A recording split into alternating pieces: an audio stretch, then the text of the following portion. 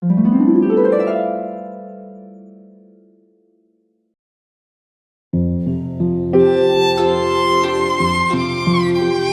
賢順皇后1712年3月28日、生まれ、満州上皇貴府茶氏の出身。茶春総監李英保の娘、大宝大学士軍王不幸の姉、新王朝の不茶族の最初の皇后である。不茶の名前は、満州の8つの主要な名前の一つです。不茶の名前は近朝まで遡ることができます。当時、不茶氏は高家の寛延氏と頻繁に通婚していたので、そのゆえ、早い近朝の時、不茶氏はすでに貴族でした。高賢順皇后は、そのような著名な家庭に生まれ、子供の頃から女性らしい教育を受けており、彼女の成長にとって非常に重要です。彼女の態度が穏やかで、居振る舞いが上品である、そして善良と、純粋な美しさはすべてこれから生まれています。また、高賢順皇后は生まれつきの美人、言談や振る舞いは穏やかで礼儀正しい女でした。その時陽成帝はまだ養親を追うであった頃、彼女の父親と関係が親密でした。ある日、陽成帝は突然彼女の家を訪れ、家族は片付けをする時間がなかったので、陽成帝は彼女が書いた書道を見ました。陽成自身も書道が好きだったので、また彼女の才能を試しました。彼女は流暢に答えてくれて、陽成はとても嬉しかった。陽成帝の5年目に彼女が妃嬪の選出に参加した陽成帝は一目で彼女を決めた。彼女がそのままに当時もう秘密に指定された皇太子皇暦の適福神とされました。彼女は皇暦より1歳年下でした。彼らはすぐに結婚しました。結婚後、夫婦はとても愛情深いでした。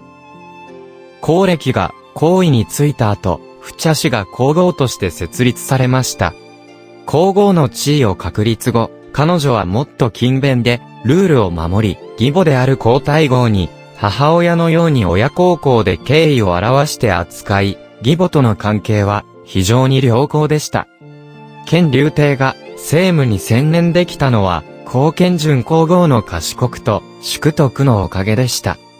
乾隆帝は、彼の賢才に対して、さらに愛情を持っていました。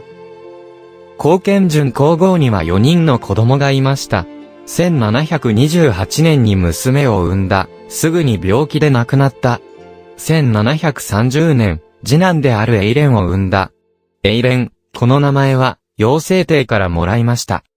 蓮というものは、指導の重要な祭器です。皇室はこの子に期待を寄せていることが分かりました。新高宗実録により、乾隆帝は永蓮に、賢くて貴重で、並外れた精神を持っていることを評価した。永蓮が6歳の時、乾隆帝は密かに皇太子を設立するのを待ちきれませんでした。惜しいことに、乾隆帝の3年目、1738年、9歳の息子延蓮は、風邪で亡くなりました。3番目の娘が1731年に生まれました。1746年に4番目の息子の永宗が生まれましたが、乾隆帝の12年目の大晦日に、生後20ヶ月の小王子永宗も天然痘のために亡くなりました。4人の子供3人が亡くなり、唯一残った娘は、コリン和慶公主だった。奥、宇の愛で、彼女も、乾隆帝一番歴代の娘であった。乾隆帝13年2月、乾隆帝は皇太后に仕え、皇后不茶氏など、聞いて3等賞を巡視に行った。今度の巡視は乾隆帝から提案した。春節の直後、乾隆帝は、不茶皇后に、泰山を登ろう、不運を取り除こうと言った。彼と皇后の間に生まれた叔父である永宗が、亡くなったばかりで、二人ともとても悲しく感じました。永宗は、もともと彼らの最後の希望であり、永宗が皇太子として確立される準備ができており、乾隆は嫡出相続人が出る祝願を実現することに嬉しかったのに、しかし、夢破れて直系子孫樹立が実現できず、最も苦しんだのは乾隆帝ではなく、皇后でした。息子が亡くなり、自分も40歳に近い子供を作ることが難しくて、皇后の心はすごく落ち込んだ。実際、彼女は子供を失うという苦痛から抜け出すことができず、遊びに出かけたくありませんでした。しかし、乾隆帝がこのことを提案した彼女は断ることができませんでした。その上、ついていく皇太后がいます。彼女は旅行が大好きです。皇后は仕方ない、彼女、乾隆帝と皇太后一家一緒に山東の巡視に行った。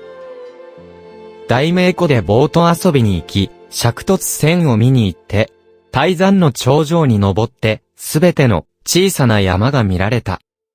3月期とにグループが特集に到着した時、乾隆帝は水路を変更することを提案したので、皇后と全員がボートに乗って大運河に沿って北の方に向かっていきました。しかし、その時、皇后の身体上肢が弱く、天気はまだ寒かったので、彼女は風邪をひいて起きられなかった。それは3月11日まで続き、急に死んじゃった。乾隆帝は彼女の死体前で涙を流し、大声で泣きました。皇后を読み字に送るとは思っていませんでした。彼女死んだ頃36歳だった。乾隆帝はなぜ不茶皇后をそんなに愛したのですか？一つ目は、彼女の性格です。不茶皇后は、女性として生まれたが、化粧をあまりせず、金や銀のジュエリーの俗っぽい装飾が嫌いです。彼女は細心で頭が切れるで、うまく高級を管理するだけでなく、彼女は、乾隆帝に女性らしくの優しさをする一方で、明るく、活発な性格を表した。彼女は、乾隆帝を愛していますが、盲目的でなかった。乾隆帝が、朝政を扱って困った時に、彼女は、彼の隣でアイデアを提供し、乾隆帝を伴って、倦怠感を和らげ、乾隆帝に同行して使用徳の狩猟地でギャロップをしました。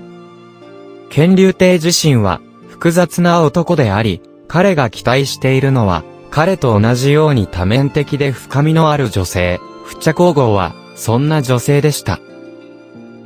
2番目に、彼女は、乾隆帝の精神世界を理解します。ある秋、乾隆帝はうっかり、不茶皇后をおしゃべりをし、先祖が考えからと創業の難しさを言及し、服の袖は飾られるものは、鹿の尻尾の毛だけで十分華麗だったが、今日の発揮の弟子はひどく傲慢で贅沢に変えた。北京に戻った後、不茶皇后は自分で鹿の尻尾のついた小さな匂い袋を作り、乾隆帝に送りました。それは夫婦の愛を象徴するだけでなく、祖先を忘れないことを指していました。乾隆帝から称賛され、乾隆帝は一生の中ずっとかけてきました。3番目に、不茶皇后は人を気遣う女性です。皇太后の出身は非常に低い、最初彼女はただ土妃でした。しかし、貴族で生まれた皇后は、皇太后に非常に思慮深く仕えて、義母と義理の娘の関係は非常に調和しており、義母はこの娘から一日も離れることができませんでした。別の時、乾隆帝は痙攣を患い、毎日薬を更新する必要があった。彼女は、宮女たちが上手に薬を塗れるかと心配したので、乾隆帝の宮廷の横の部屋に引っ越しして、毎日薬の更新を自ら手を下した。不茶皇后の死後、乾隆帝は、政権のやり方を完全に変え、その後の51年の人生は、乾隆帝は懐かしむ中で過ごした。乾隆帝は、皇后の生涯最後に住んでいた大きな船である静寂号を北京市に輸送するように命じましたが、門が狭すぎて通過できなかったため、乾隆帝は危うく城門を破壊した。皇后の寝室である長春宮も、乾隆帝の命令に従ってそのまま維持されました。皇后の寄進に、乾隆帝はここに長く座りに来て、退位するまで40年以上続きました。乾隆帝はこの方法を通して、最愛の妻を恋しく思っていました。皇后が亡くなった日から、乾隆帝の人生は終わりのない悲しみに陥りました。彼と皇后結婚してから22年の間に、二人は2本の大きな木絡み合うように成長していて、あなたの中に私がいる、私の中にあなたがいます。お互いに相手の一部になった。皇后が亡くなった時、乾隆帝彼の体の半分も死んでいると感じました。皇后死後の半年の間に、乾隆帝はきちんと眠れず、毎回皇后がそばにいると感じ、夜に目が覚めることが多かった。乾隆帝に仕えた宦官は、皇后の死後、乾隆帝の精神状態が少し異常になったことに気づきました。無目的なことが増加、つまり、よく自分は何をしたいことを覚えられない、記憶力が落ち込んだ。仕事は効率的ではなく、自分先何が言ったことをすぐに忘れました。日々怒り続け、みんなに怒り、機嫌が特に悪かったです。乾隆帝は自らまた、紫禁城で、光顕順皇后のために体操を行いました。乾隆帝は、葬式の間、9日間連続して朝政を放置し、一日中も服を着て、無限の悲しみに浸りました。光顕順皇后の葬式の間、葬式中で、職務怠慢のために、16人が解雇、問罪され、69人が処罰されました。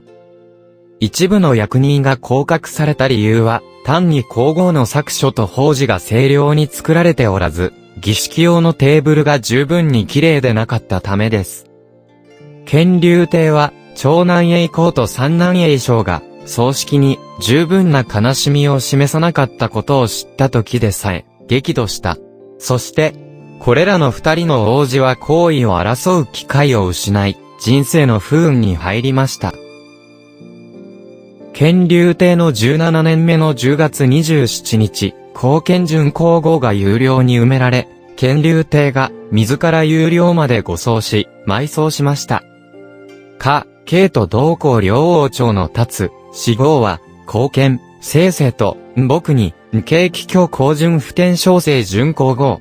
略して、光顕順皇后でした。乾隆帝は生涯で4万を超える詩を書きました。専門家によると、傑作と呼べるのは100を超える詩だけであり、これらの100を超える詩のほとんどは、不茶皇后を偲んで書かれました。乾隆帝の生涯中に、名号あるの側室が40人以上もいましたが、誰に対しても、それほど、彼に深く愛されている人が一人もいませんでした。光顕順皇后は、彼の人生の最愛と言えます。最後まで、ご覧をいただき、誠にありがとうございました。また、次の動画で会いましょう。